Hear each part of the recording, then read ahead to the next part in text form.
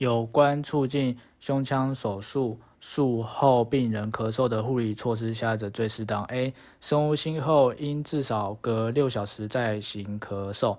B. 咳嗽前2小时给止痛剂。C. 咳嗽前喝至少500ml 的开水。猪咳嗽前，请病人坐起且以枕头压住伤口。我们这里答案选猪。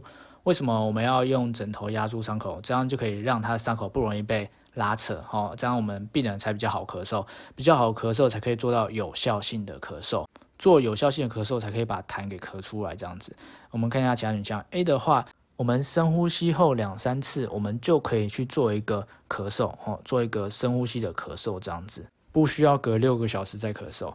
然后 B 的话，我们咳嗽前可以给他止痛剂，但是要在30分钟前，这样子让他的止痛效果会比较好。然后 C 的话，咳嗽前喝至少500ml 的开水，这样是错的。为什么？因为你要咳嗽了，你还给他喝水，他有可能会咳出来，把水给咳出来，那这不是我们要的。我们至少就是1天去让他的饮水量可以到1500到2000，让他的水是持续性的补充，不用一下子补太多。